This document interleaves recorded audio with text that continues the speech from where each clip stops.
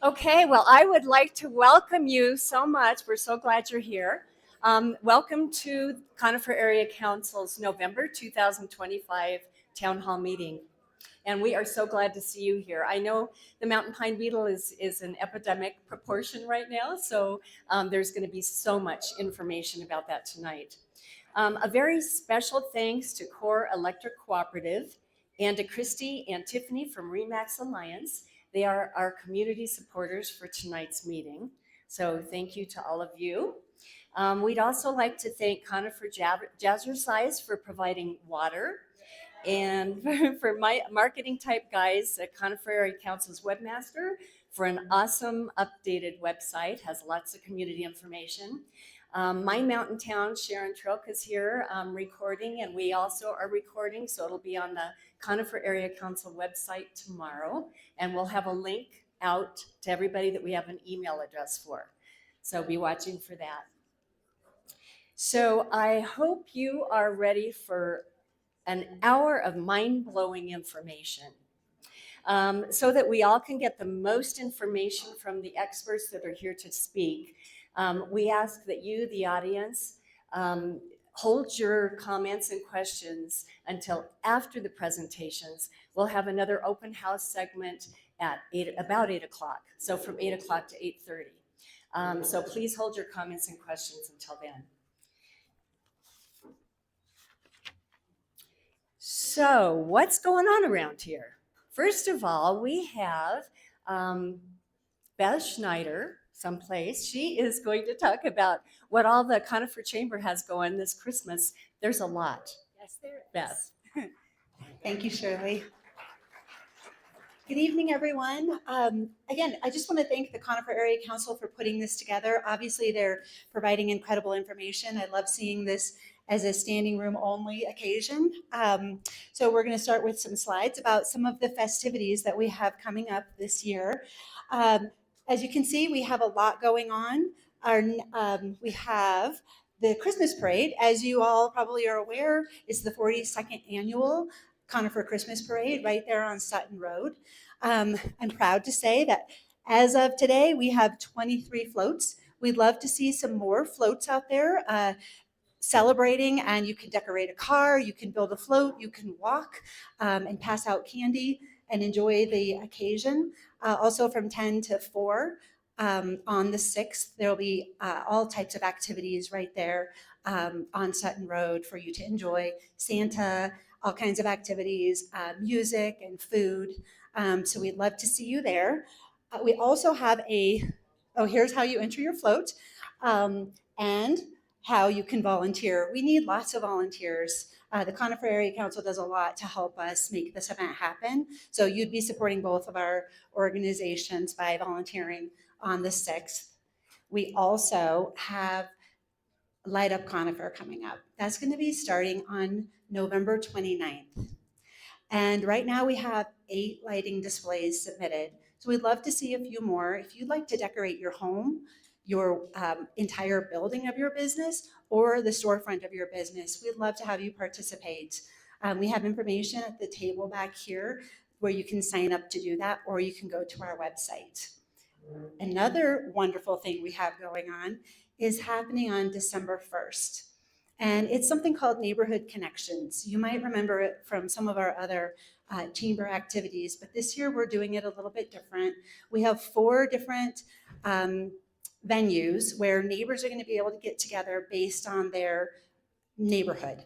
So you can check out the website. We have 24 of those gatherings going on December 1st between 5 and 8 p.m. And again, you can go to goconifer.com or check out the information we have in the back to learn where your neighborhood gathering is. And last but not least, we have the holiday happenings. And this is, again, just a great way to kick off the holidays right here in Conifer, starting on November 29th, going through, there's actually one before and one after, but it's starting on the 29th to the 6th. We right now have 21 different activities for you to participate in, from making ornaments for your tree, to gingerbread houses, to shopping extravaganzas. And we just would love to see everyone come together to kick off the holiday season together. Do I have any other slides? I think that's it. Thank you all so much for listening, and come see us at the table back here after the meeting.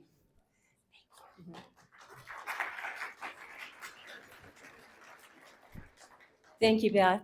So one of the holiday things going on is at the Conifer Library, our new Conifer Library. I hope you've all been there. It's amazing. But anyway, on December 4th from 5 to 8, they will be hosting a holiday open house and community celebration at the new Conifer Library. It'll be part of the week-long holiday happening festivities leading up to the Conifer Christmas Parade. They will have a special holiday-themed story time, a snow globe, craft, festive music, and hot cocoa bar with treats. That's my favorite. Please come out and celebrate Conifer Library's new chapter with us. So we hope to see you all there. Okay, so next we have Christy Seaborn, who's going to talk about the Salvation Army, another fun thing coming up. Hi. So yes, it is that time of year again, and you'll hear the familiar sound of the bell outside of King Soopers, and you know that great things are happening. It means that a volunteer has shown up, and with that come donations, and we use those to help families in the area.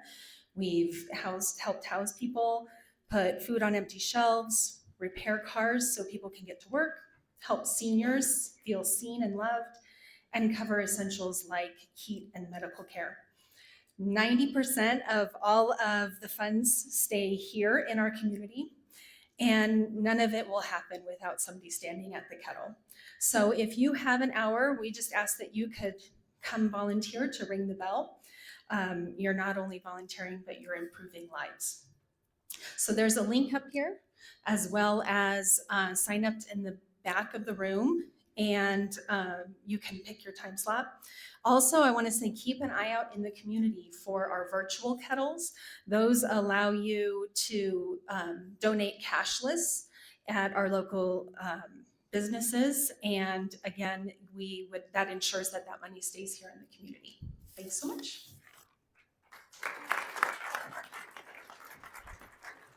Thank you, Christy. Next, we have Heather Gutherless. Heather is the Planning Supervisor, Long Range Planning for Jefferson County Planning and Zoning, and she's going to give a little development update. Yeah, thanks, Shirley.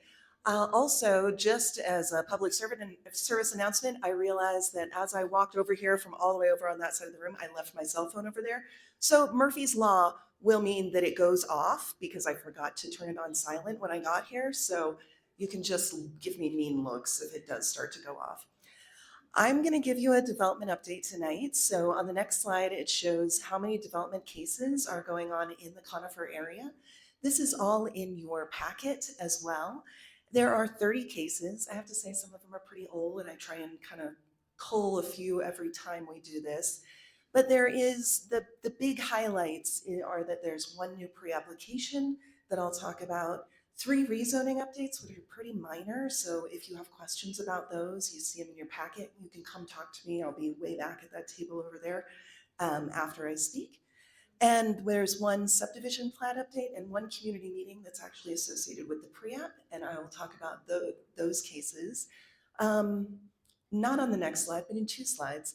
On the next slide, we are talking about what a pre-application is. So with the county, a pre-application is a very preliminary application. They are cases where somebody's kind of exploring an idea, they come into the county, they want to know what the big issues are, maybe they want to see what the processes are. There isn't public notification of these. All the information is public, but we don't send out notice because they are so preliminary. Only about 40 to 50% of them move forward in the process. So this next case is one that is a pre-application. They also did their next step for the rezoning case, which is a community meeting where they do need to notify the public to let them know what's going on and what the proposal is. This is a proposal on 48 acres, but it's kind of weird. There's part of it that isn't part of the actual proposal, and then the part in blue is where they're actually proposing to rezone from agricultural 2 to a MR1 in order to allow for 5 single-family residential homes on about 4 acres each. This property is off of 285, well, actually off of Parker Road, which is near the Elk Creek Elementary School. So just to let you know, that is in there. The case manager information is at the bottom of the screen, and it's also in your packets. Now, on the next slide, wanted to give you an update about the Together Jeffco process because that has been moving forward. At the September meeting, I let you know that the Transportation and Mobility Plan was going to be going to the Planning Commission on September 24th, and it was adopted. So Together Jeffco was a process looking at 4 different plan updates and regulations. So at this point in time, we have adopted 3 out of the 4 plans. So we're still working on the comprehensive plan, which we have some movement on. So you might be able to see that the beginning of the year, and hopefully we'll be going to hearing before our Planning Commission on that in the first quarter of next year. And then our Unified Land Use Code, which is going to take a little bit longer into next year.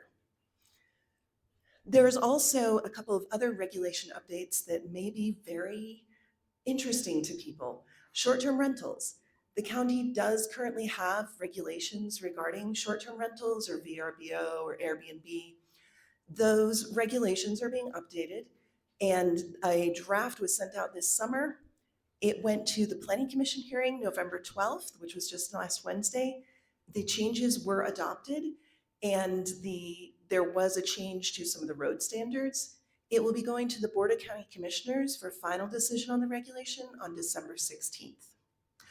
Another regulation update that we're working on is the Wildland Urban Interface Code, and that is also known as the WUI Code. The state not last summer, but just this summer, released a model code that jurisdictions have to adopt by April 1st. So since July, the county has been working on creating regulations to conform with the state code. We're going to be slightly different, but we want to meet the intent of those.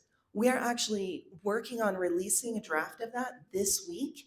And then at the beginning of December, we're going to be having a couple of public meetings in order to talk to citizens about what is included in that WUI code update.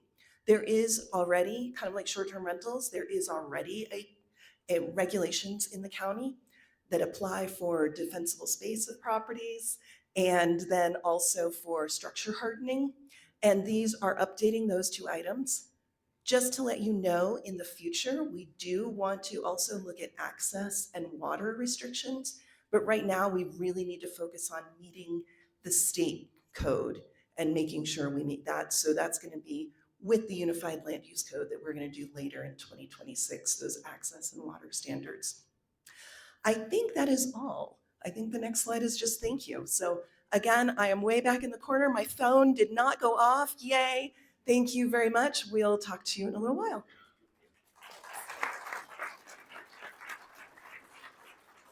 Thank you, Heather. And next we have Thomas DiNardo. He is Red Rock's resident engineer with CDOT, and he's going to give a little update on Highway 285. All right.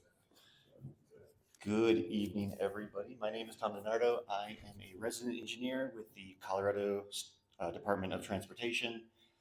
285 falls under my jurisdiction, so I'm going to provide you some updates. Little bit of a cutoff here, but we have some upcoming projects along 285. I'm going to start with the resurfacing project from Bailey to Pine Junction. That was completed this summer. I believe it's completely finished at this point. If there's anything needed anymore, then it'll be minor issues that they need to kind of wrap up here in the next couple of months or so. Starting in 2027, we have another resurfacing project from Pine Junction to Foxton Road. We have a couple of more projects here. I left this one off the list, but we have in 2028, we are proposing a resurfacing project from Parmalee Gulch to Sims. If you ever head down that hill, it's pretty rough down there as well. So we will be attempting to fix that. And last but not least, there is Kings Valley interchange over off 285. Unfortunately, this right now is currently not funded. So we're kind of right now we're just shelving this project, and that's where we're at right now. So I wanted to dive into a little bit of detail on this 285 resurfacing from Pine Valley to Foxton Road, basically. So this project was originally scheduled for the summer of 26, but was delayed unfortunately due to other priorities and funding constraints. The project is now scheduled for summer of 27, and since it has already been delayed, it is very likely that it will go in 27. Usually these things only get delayed once, and that's kind of a one-time delay only. So you should expect construction out here in summer 27. This project actually combines three separate projects in the area. That was an attempt to help taxpayer costs, reduce taxpayer costs a little bit, and then also just to overall reduce user delays in the area as well. So the first part of this project is the resurfacing job for the entire stretch of the project limits. We will also be attempting to replace any sort of guardrail deficiencies in the area as well. The signal at Pine Valley will be replaced, basically just replacing the signal wire or the wire out there with mast arms. We will also be improving the pedestrian crossings over there. And then there will be an improvement made at the northbound direction of Pine to the northbound direction of 285, that right turn pocket, to better accommodate sight distance issues that we've been experiencing out there as well. And then last, there is a wildlife, one quick. Last, there is a wildlife component of the project where we will be installing wildlife fencing from South Parker Avenue to Schaefer's Crossing, and then again from Richmond Hill to Springs Road. This will also include deer guards and game ramp jump outs for the wildlife. I have listed 3 properties up there. I don't know if any of you in this room are from those, or are owners or residents of these properties. This is just a little bit of coordination issue. We will, as we install these deer guards, we just need to coordinate with the owners. So we are doing our due diligence to reach out to the owners, but I thought that this was another way to maybe meet the owners, the residents of these properties. Moving on to Kings Valley, a small, not really an update. Anybody who is new to the area, this has kind of been a little bit of a black eye for CDOT. Unfortunately, we've made a lot of promises to the community and we haven't been able to fulfill it. The main issue is the cost of this interchange is just very excessive right now, and I don't want to go down a rabbit hole by any means, but we're just in a position where we have to rely on federal grants to accomplish this kind of stuff, and we don't really have that money right now. The only other issue there would be there's very heavy utility relocates in this area as well, and we put all that on hold for now. This is just an overall aerial. All these renderings are on the project website, which you can take a look at a later date. And last but not least, I wanted to throw some options out there that we are exploring. We recognize that due to the delay in this project, we're going to have to figure out some interim alternatives. And this is very preliminary ideas, but we are figuring out some ideas, or we're working through the brainstorming process anyway, of trying to figure out what we can do out there to improve the safety and the overall efficiency of this intersection, noting the funding constraints that we're going down. I don't want to get anybody's hopes up, but we have experienced some traction on some of these items, so we should be in a good place. I am finished. I will be back there by the entrance as well if you have any questions for me afterwards. Appreciate your time.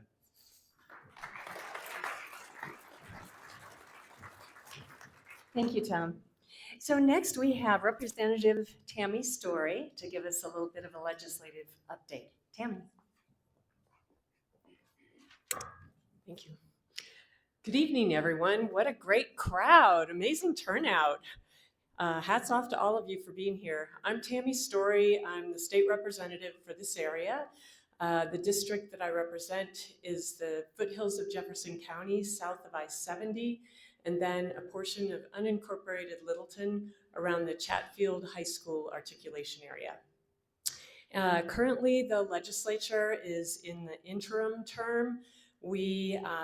During session, we are down at the Capitol every day, from early January to early May generally, and then from early May until the next January, we're in the interim, but we're continuing to be working and definitely working on policy, having stakeholder meetings, working with drafters on policy for the next year, doing town halls, doing coffees or happy hours, meeting with constituents that have concerns, working on community issues, etc. So if you have any issues or have any concerns, please feel free to chat with me tonight, or you can reach me on the General Assembly website under my name.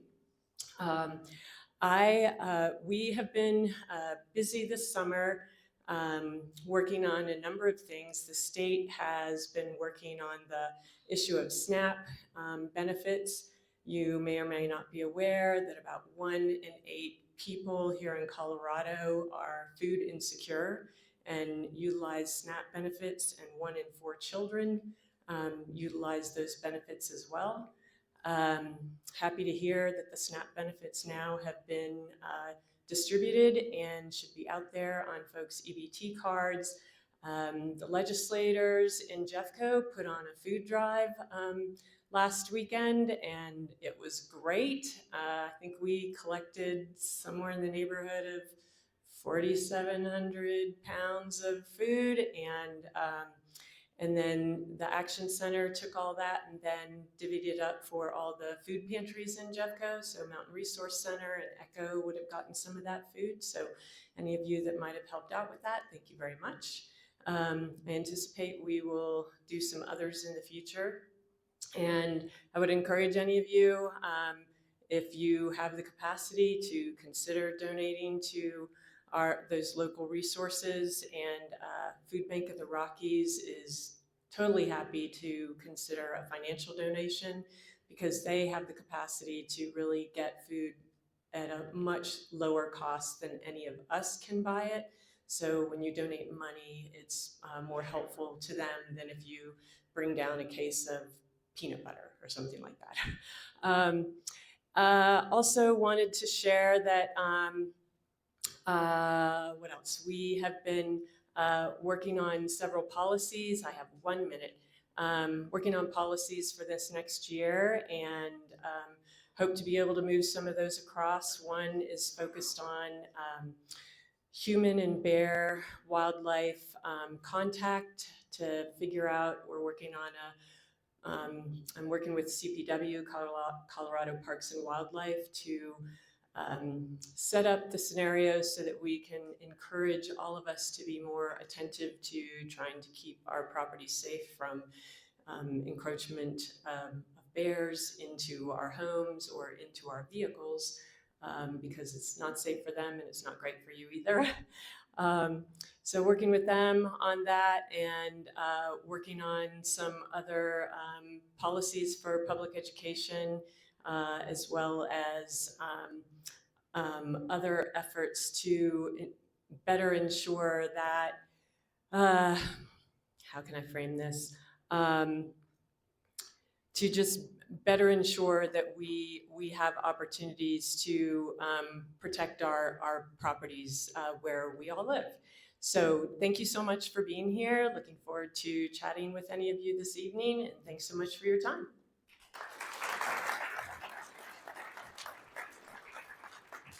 And next we have Senator Mark Baisley. Mark. Thank you, Shirley. Thanks everybody for coming out tonight. So great to see this place packed like it is. Let's do this all the time. It's good, good.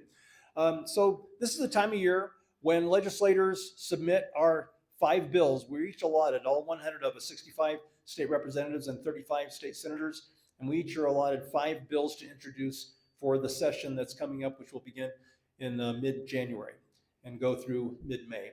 So I wanted to tell you about my 5, but one in particular that I want to focus on. So one is an education bill that's just still a kind of a gathering storm. Not really ready to talk about that yet, but there's a very boring road pavement bill, but it's a good utilitarian bill for getting roads paved, good essential business of the state. Third, I have a concern about something that many of you may know about, where our physicians, doctors, and even pharmacists, are incentivized by the pharmaceutical companies to prescribe certain drugs. Now, this is a real issue. I've learned through just my research that some doctors, this is their primary source of income. So this is problematic, and I want to address that. I want the doctors to focus on what's best for their patient and not best for the pharmaceutical companies. So another one that's been a concern that I've had since I entered the legislature 7 years ago, and I'm going to address it this time. So we all know someone who was pulled over for a traffic issue, and then it turned out they had some warrant from something that they forgot about, missed a date 8 years ago or something. And instead of being able to just address that pretty quickly, they end up in jail. And so that happens. I'd like to remedy that. We have technology now. We have these things. So if somebody can, if the officer can say, go to this website and resolve that matter right now with your credit card, and then you'll be on your way. That's the idea of this. So I've been floating that with law enforcement. The district attorneys love it because they say that's going to be better revenue.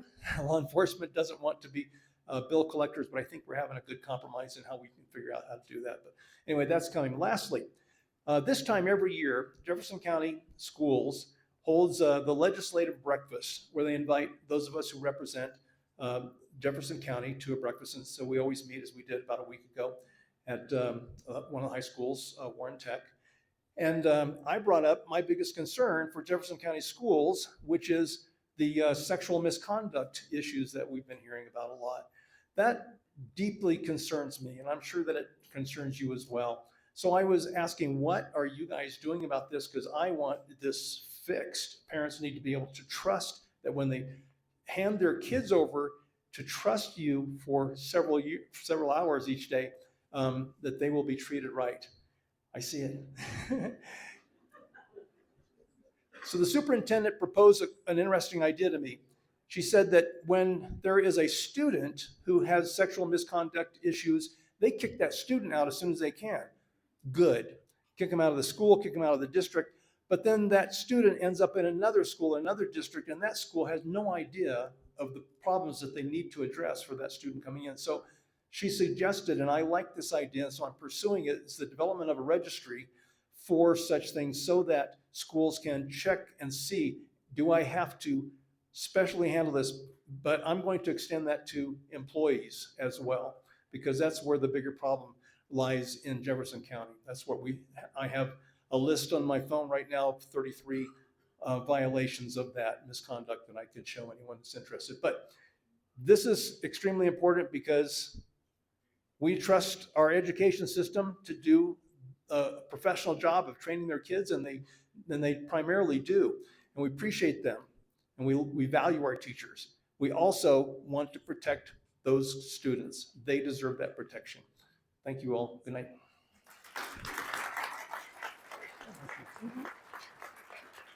Thank you, Mark. And next we have our director, Ron Kilgore, with Core Electric Cooperative. Ron. Thanks, Shirley. So my name's Ron Kilgore, and I am your elected director as part of your power company. And I say it your power company because if you get your power from Core and you have not opted out of membership for whatever reason, you are a member of Core Electric Cooperative. And as a member, you're a part owner, and your benefits are vast. Number one, you've got a great power system that provides you power every day of the year, 99.99 days out of the year.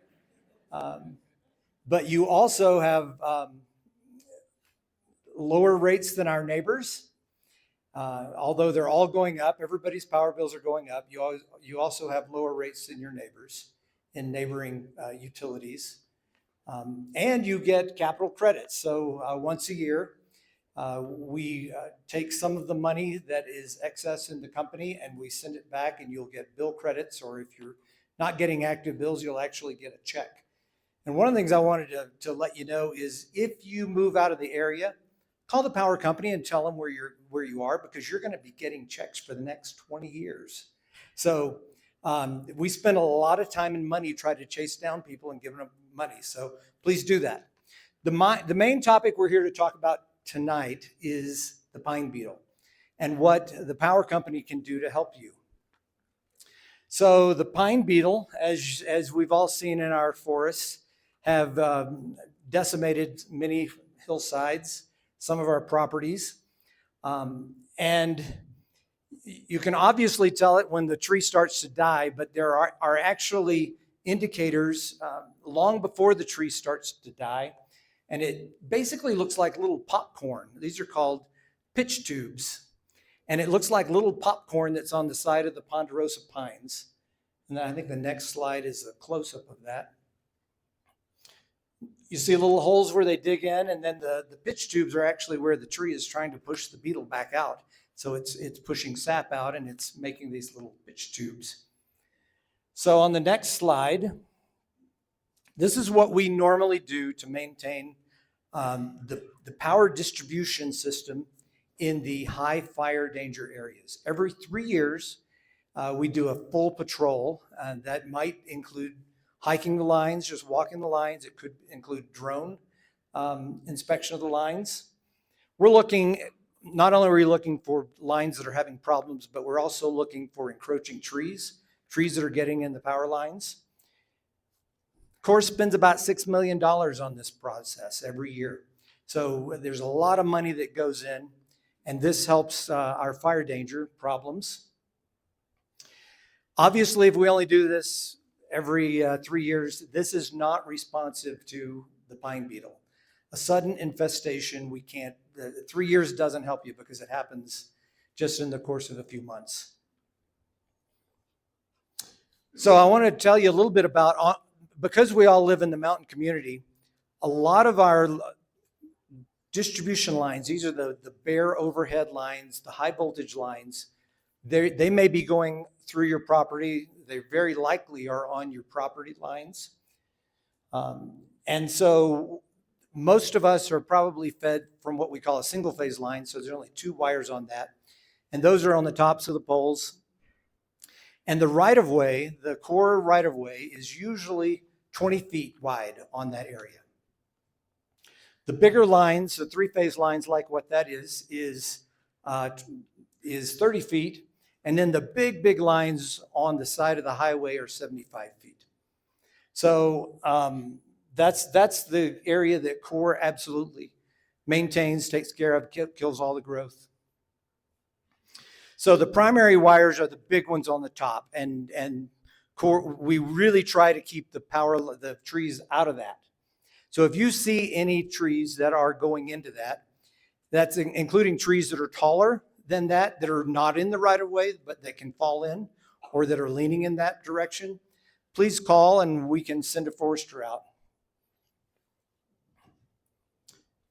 So what we need to do on the pine beetle specifically, though, is early detection. There's one forester in the Corps, and he got 400 phone calls this June about pine beetle problems. He couldn't handle them all. So if these trees are in or encroaching in the power line, we'd really like to help them, help you get them down. It's safer for the power lines, and it's safer for you if you're out there trying to cut the trees with the danger of the power lines. Thank you very much. Call the office the member service office in Conifer, in Sedalia, if you need to get a forester to help you with your trees. Thanks. Bye-bye.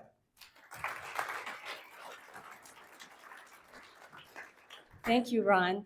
Corps is obviously an amazing partner to our community, including their help with wildfire mitigation. So please, contact them if you have trees that need to be cut down on the lines. Next, as you know, we're in the middle of an epidemic outbreak of mountain pine beetle. And these little critters are horrific and complicated. And we have experts here to break it down for us. First of all, Commissioner Leslie Dalkamper will kick off the presentations after she talks about other county challenges and victories. Great, thank you.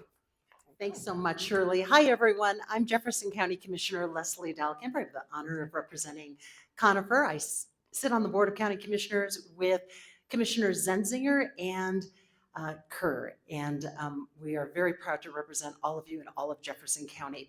I wanted to share two major items with you tonight. One, wildfire resiliency is a critical part of the work that we do on behalf of Jefferson County, and we have covered a lot of ground in the last several years, which really helped in part to set the stage for what you are going to hear from Brian Keating, who heads our Wildland Fire Management Program, from our incredible team at Jeffco Open Space as well. We can't do this work without their support and without your support.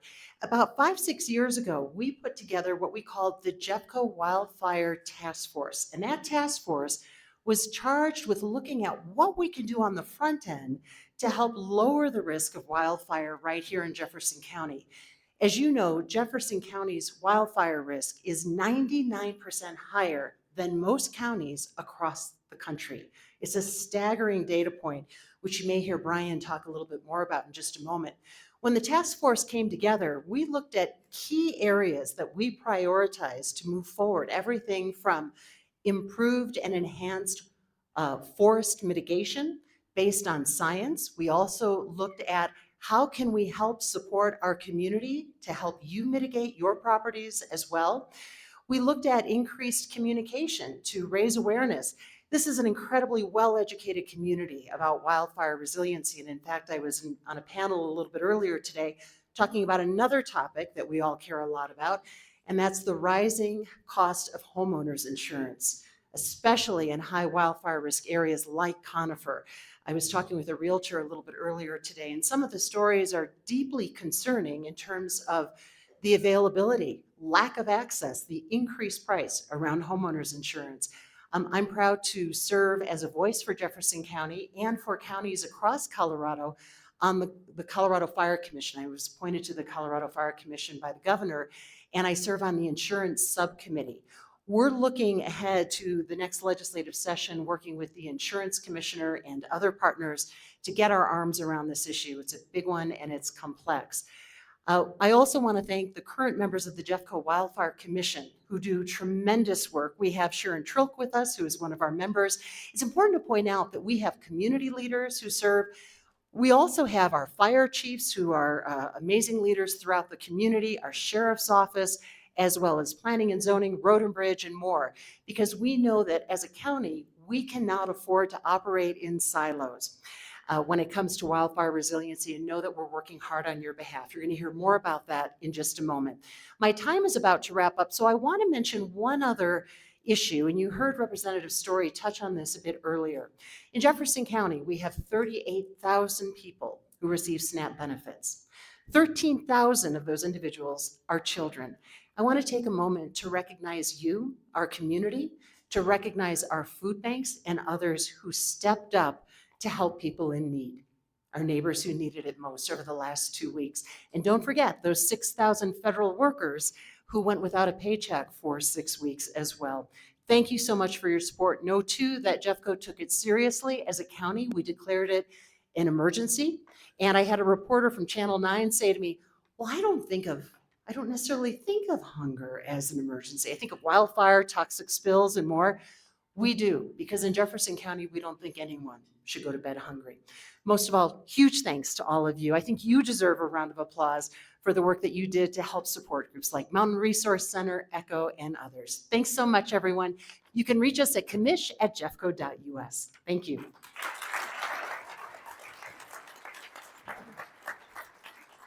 Okay, so now we're going to really get into the meat as far as mountain pine beetles. Alicia Dorn is here. She is the Jeffco Invasive Species Management Coordinator. That is a mouthful. And she's going to give you all the ins and outs about mountain pine beetles. Well, thank you so much. As most of you probably are aware, we're in about the 3rd or 4th year of a current outbreak of pine beetle that's affecting the front range of the Rocky Mountain West. So we're not alone. I don't know if that's good news or bad news.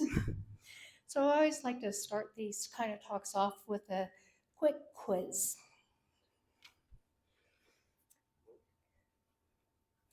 So take a look at this picture. Which of these trees, tree A or tree B, is the most risk of spreading pine beetle?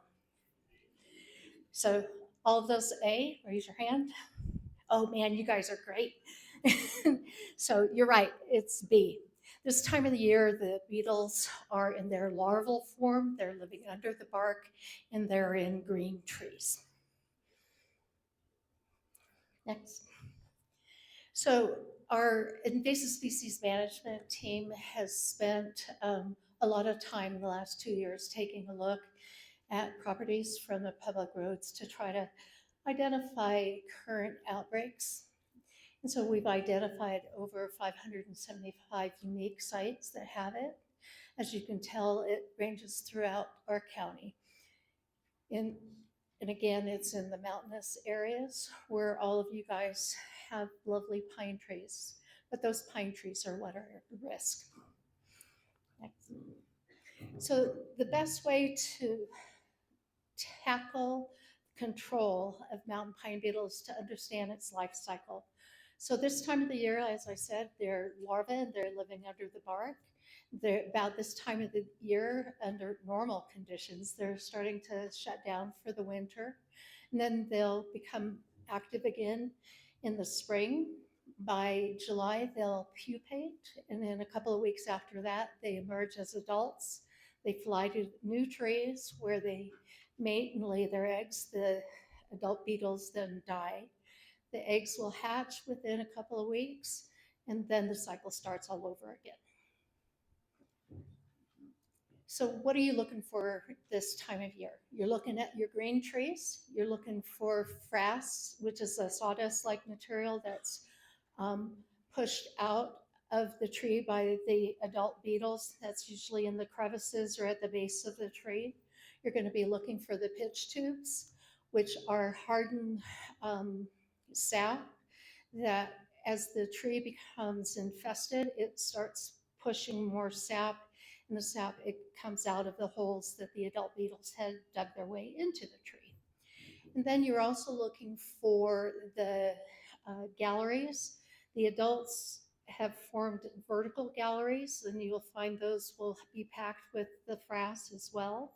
And then the larvae are in horizontal categories.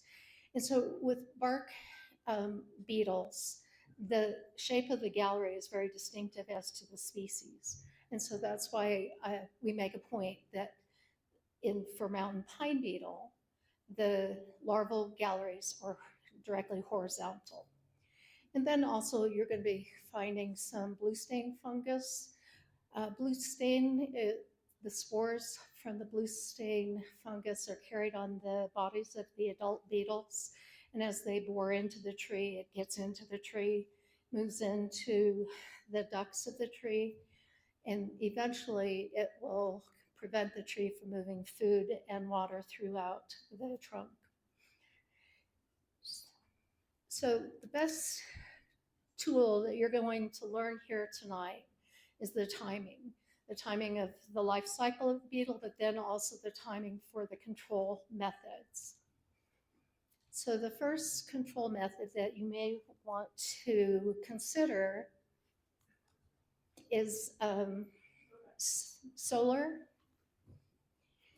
So solar treatment is where you will cut your trees, you'll buck them up into 4-foot lengths, you'll lay them out in your sunniest location, you'll rotate them every month, a quarter to a third of a turn, and you'll do that through the end of August. And then let's talk a little bit about slash. So most times, under normal circumstances, the beetles are only getting into woods within the diameter of about 4 to 5 inches. And so usually beetles are not in the branches or in the slash. And so that's not really causing the spread of the beetle. And so another control method would be your solar with plastic. And so essentially it's the same as the solar method, but instead then you'll wet the surface of the logs. You'll cover it with clear plastic, a minimum of 6 mils thick. You'll bury the edges. You need to have that done by May 15th. And we use the clear plastic because it allows more of the radiant energy to penetrate, and that gets hotter actually under the plastic than in the old days when we used to use the black plastic. So another method you can use would be to debark, where you would use a tool, either an attachment for the end of your chainsaw or a draw knife, where you would completely remove the bark, and you would need to have that work done by the middle of June. Then there's also things like chipping and mastication that are usually done more on a larger scale. And for those, we ask that you get those done by the first part of June. And so then there's also some other techniques that you can use, some preventative techniques. Oh, sorry, I forgot to mention the burying. You can bury your logs. You need to make sure that they're buried under at least 8 inches of soil. And then you also need to have this done by June 15th. Sorry, I'm not doing very good with the microphone. I apologize. So there are some preventative techniques that you can also use. So things like spraying your trees. You would spray the trees that are not infested, or then you could also use pheromones. So for the insecticide, the timing for that is May through the middle of June. What you would do is you'll spray your tree up until it gets down to 4 inches in diameter. We really recommend that you use a commercial applicator to do that kind of work. And I know that there's been some question in the community, well, how often do I spray? You spray once a year, and during the outbreak, you would do that every year. And then the other technique, which is kind of new, is using verbenone, which is a synthetic pheromone that basically tells the beetles that, hey, this tree's full, go find your own tree. It's not 100% effective. It doesn't kill the beetles. It becomes less effective when we're under heavy populations. But the timing for putting this out would be mid-May through mid-June. The packets, you staple them to the trunk of the tree, and they're good for about 90 to 120 days. A couple more. One more. And then the most important treatment that you can do that's going to really help you out the most will be really working on the forest health. You want to make sure that your trees are spaced with enough space between them if you're using or treating your ponderosa pine. You want to have a different age class. You want to have different heights of your trees. And so this is something that you can work on. And we recommend that if you're going to be cutting your trees, that you really do it outside of the flag time. We understand that that's not always possible, but the beetles are attracted to the smell of fresh cut wood. It makes them think that there's a distressed tree and that it's easy pickings. So.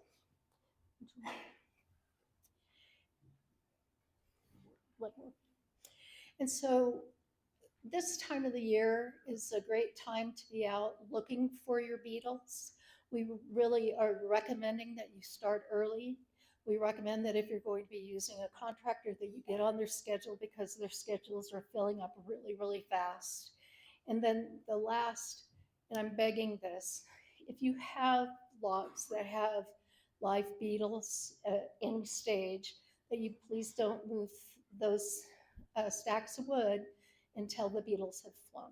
So thank you very much. And please visit our website. All of this information is on there. Please give me a call if you have questions or if something didn't make sense. So thank you very much.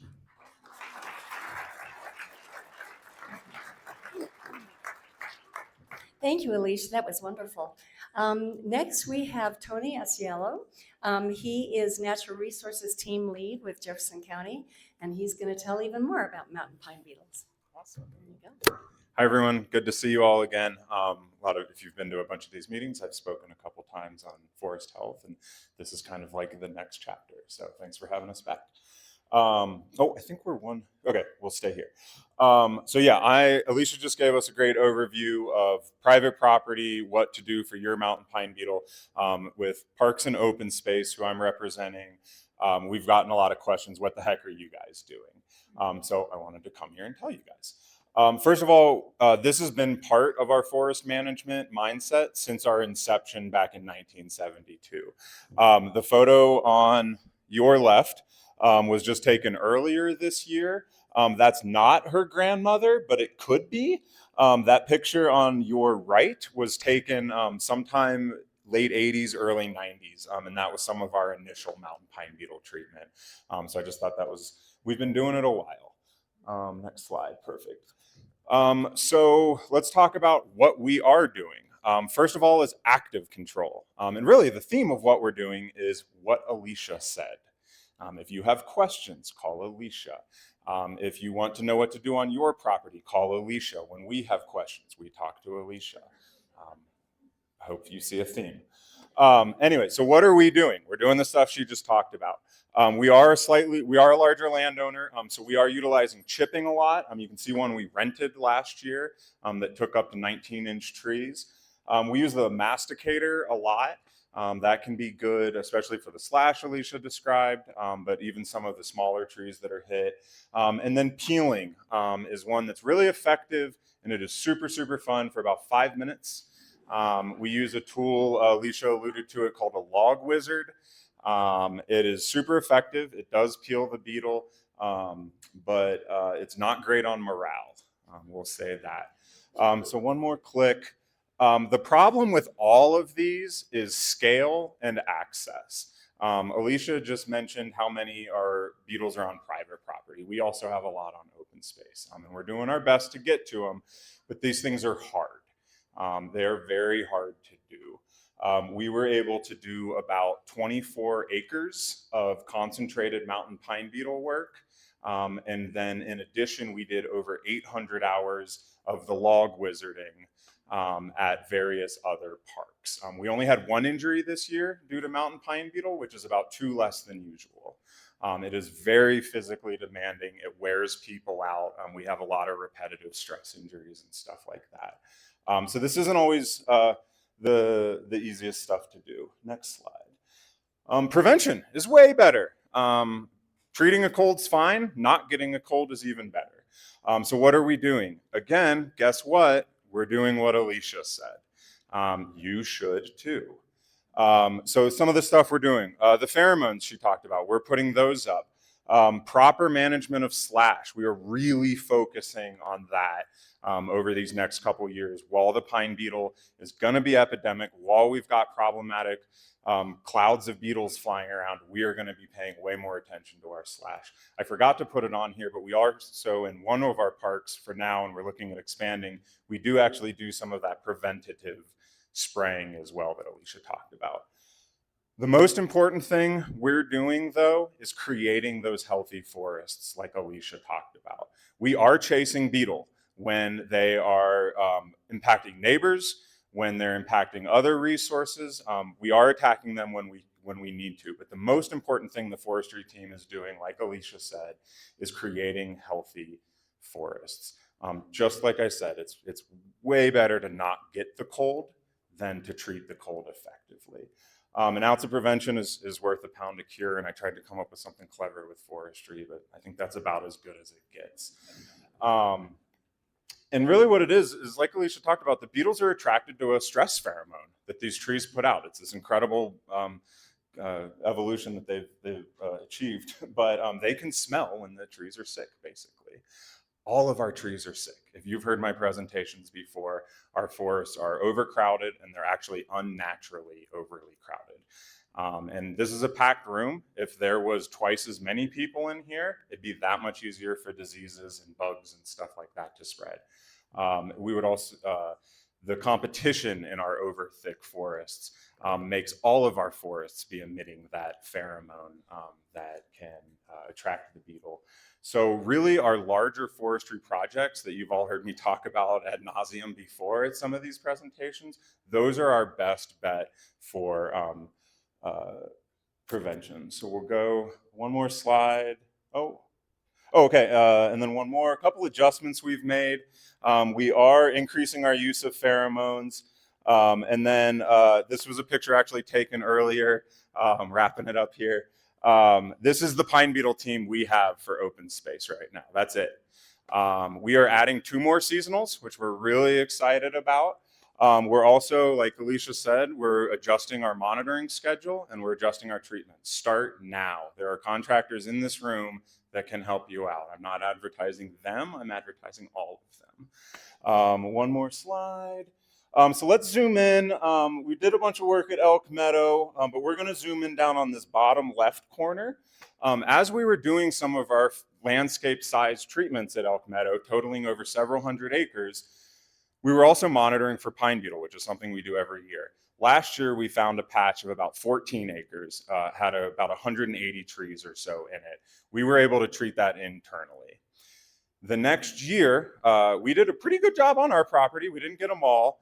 The neighbors also had theirs. This is a map. So the blue is what we did last year. The orange is what we found was infected this year. And you probably can't see the numbers very well, but in the blue from last year, we had around 20. I think it came out to about 25 infected pine trees. In the untreated, thick, crowded area, we had around 800 trees. These experienced the same exact flight. The difference was those pheromones they were putting out, attracting them.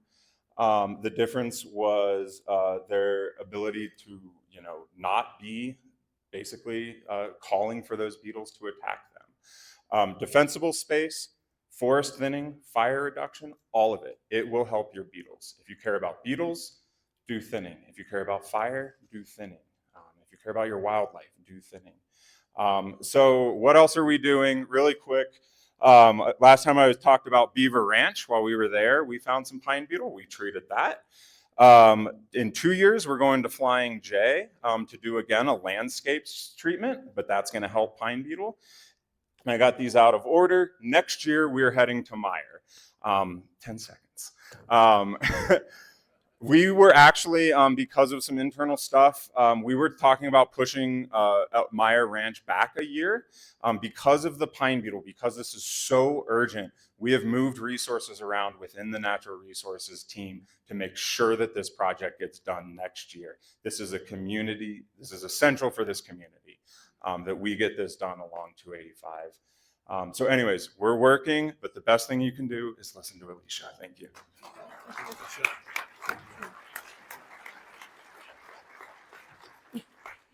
Thank you, Tony. You're always amazing. Okay, next we have Brian Keating. He's the Sheriff's Office Wildland Fire Program Manager. Brian. Thanks, Shirley. Good evening. Thanks for having us and for all of you coming out here. Just to start off, as Commissioner Dahlkemmer talked about, the county's been making a significant investment in developing a wildland fire program. That's with the enthusiastic support of all of your commissioners and advocacy of your sheriff. So much appreciation to them for recognizing the need and prioritizing the investment. I also want to point out and recognize the residents of the county that supported ballot measure 1A. It's the retained revenues from that ballot measure is what's helping to move this forward. So I'm not really going to get into the details of what our program is. I'm sure many of you have seen me talk and present about what we're building, but just as an update, we are still in the active process of building this program out. We've been hiring a lot of folks. We've got our leadership team in place. We're starting to hire crew members. We plan to have 2 hand crews and 2 engine crews on board. And really, our focus is to take a holistic and comprehensive approach to wildland fire management in the county. And there's 3 main areas of focus. There's fire preparedness, so that includes a lot of the mitigation, education folks, making sure that we're ready to receive a wildfire when it happens. The second component is response. When we do have a wildfire, the county's going to now have resources that can assist our fire protection districts and other partners in responding to that fire and helping to contain it. And then the third component is really community engagement. We're going to be developing a number of programs and tools to support you all as residents to help become more fire prepared and more fire resilient. So we're making great progress. We're hoping that we're going to have most of our hiring completed by the first quarter of 2026. And a lot of the programs that we've been talking about and exploring will be up and running. So for tonight, though, the theme is pine beetle, and I just wanted to talk about fire risk. So you've got a lot of great information about the what and the why from Alicia, and what the county through Parks and Open Space, what they're doing to help create more healthy forests and resilient forests. But regardless, we have a risk out there, and the pine beetle is going to increase the risk a bit.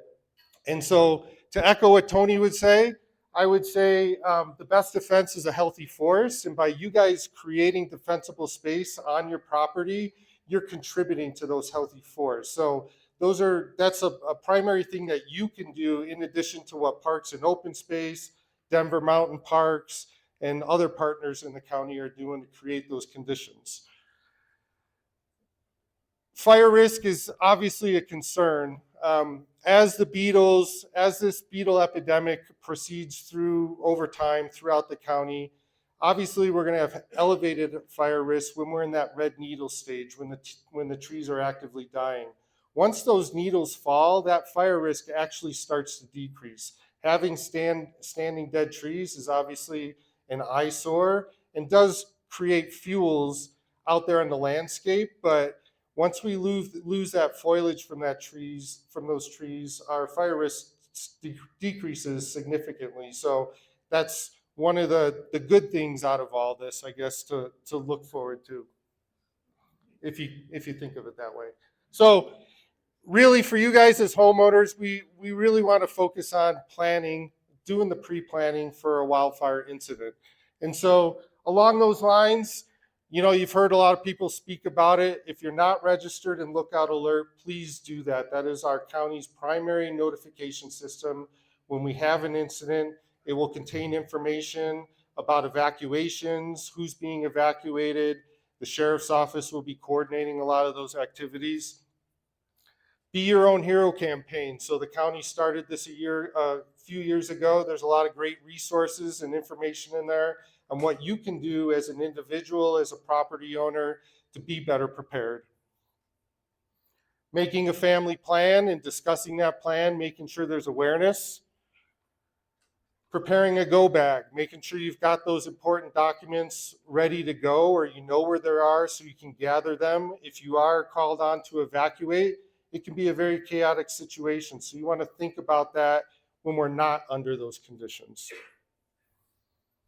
Work with your community. So again, healthy forests, you can create defensible spaces and that contributes to healthy forests. But when you work at a community level, that's creating a much healthier forest across the landscape. And when we get multiple communities doing that, that will make a significant impact within the county. And then practice your plan. Just don't think about it, but go through a scenario, run it out, drive your evacuation routes, drive multiple evacuation routes so you have that familiarity. So again, when that chaotic situation arises, you've got some assurance and some sense of calm that comes to you because you've already practiced this stuff.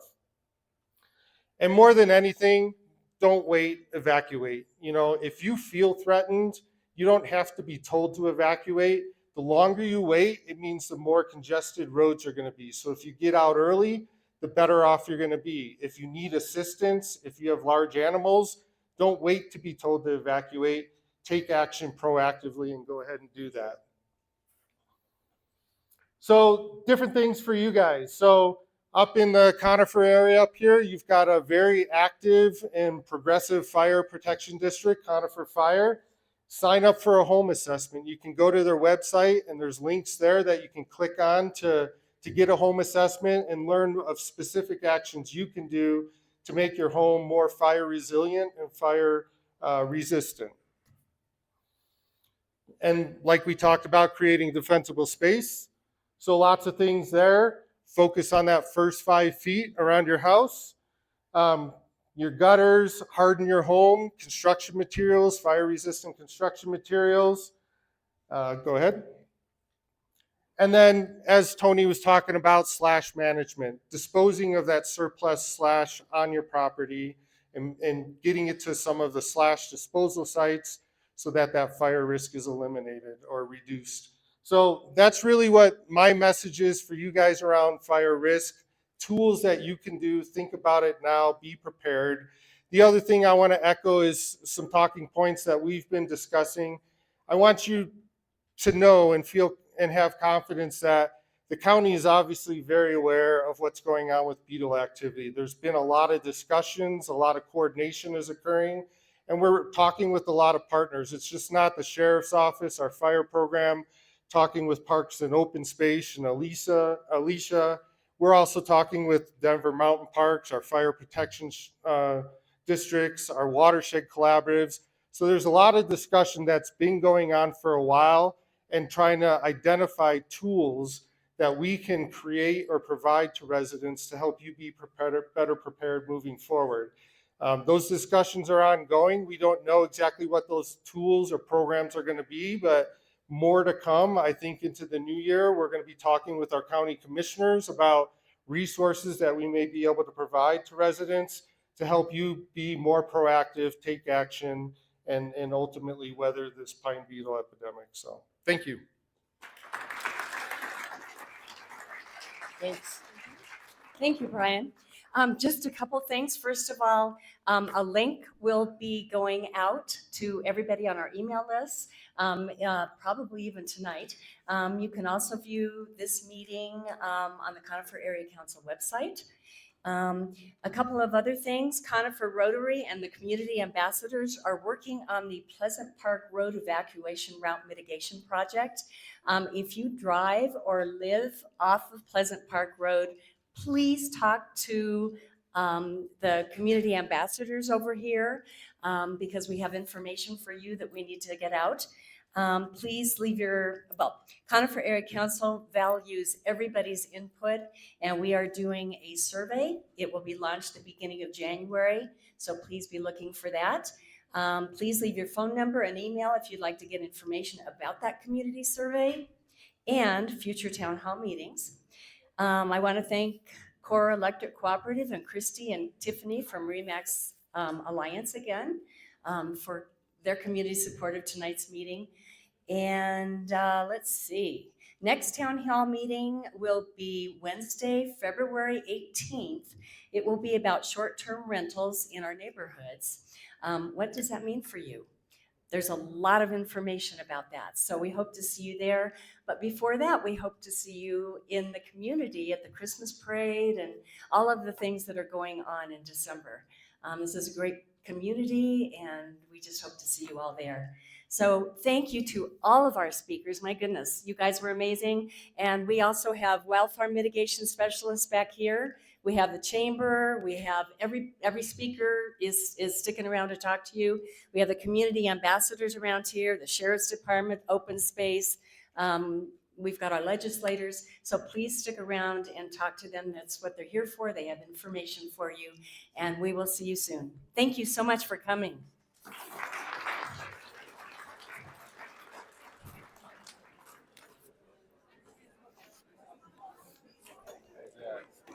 Okay. Pretty swell. Yeah.